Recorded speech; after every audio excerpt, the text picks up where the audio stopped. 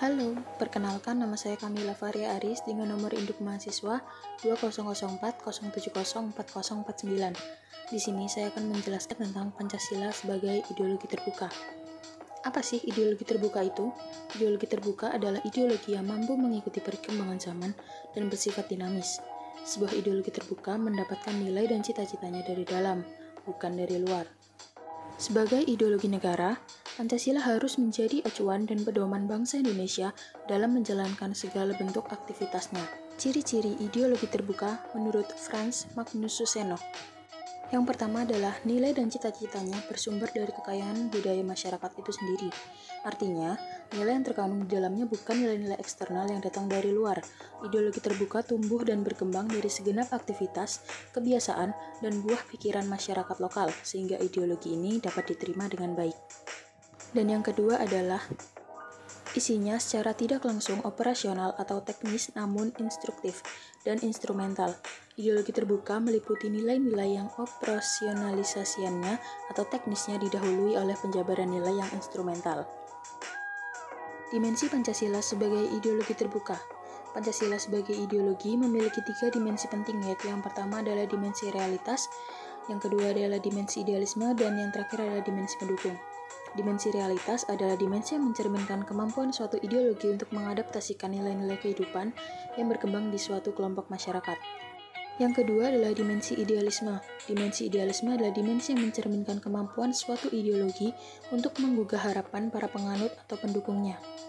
Dan yang ketiga adalah dimensi pendukung.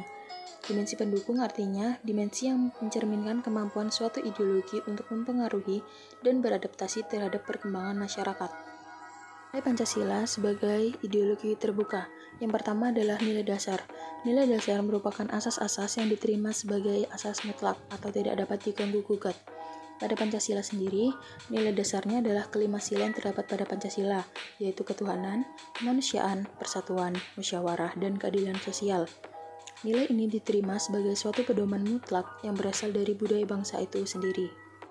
Yang kedua ada nilai instrumen, adalah pelaksanaan dari nilai dasar. Pelaksanaan ini dapat berupa norma sosial ataupun norma hukum yang terkristalisasi ke dalam lembaga sosial. Karena merupakan pelaksanaan dari nilai dasar, secara konseptual, nilai instrumen memiliki kedudukan yang lebih rendah. Namun, tanpa adanya nilai instrumen, nilai dasar tidak akan dapat berjalan dengan baik. Dan yang terakhir adalah nilai praksis. Nilai praksis adalah nilai-nilai yang tampak pada aktivitas sehari-hari suatu bangsa. Nilai ini menjadi tolak ukur apakah nilai dasar dan nilai instrumen benar-benar diamalkan oleh masyarakat atau hanya omongan belaka.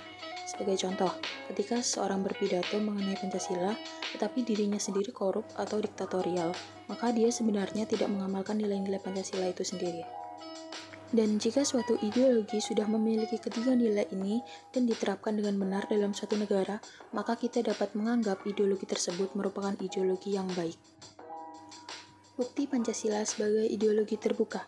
Berikut ini adalah beberapa bukti yang menguatkan bahwa Pancasila memang benar merupakan sebuah ideologi yang terbuka. Yang pertama adalah Pancasila berisikan cita-cita, tujuan, dan pandangan hidup bangsa Indonesia.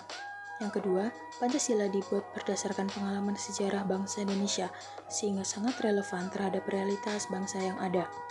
Yang ketiga, Pancasila menghargai bahkan mengutamakan pluralitas, sehingga itu tercantum dalam slogan Bhinneka Tunggal Ika. Hal ini sangat penting bagi bangsa Indonesia yang bersuku-suku.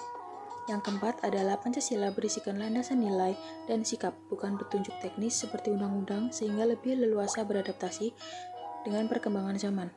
Yang kelima, Pancasila tidak memaksa, melainkan menginspirasi masyarakat untuk beraktivitas dan memandang sesuatu sesuai dengan nilai-nilai yang terkandung dalam Pancasila.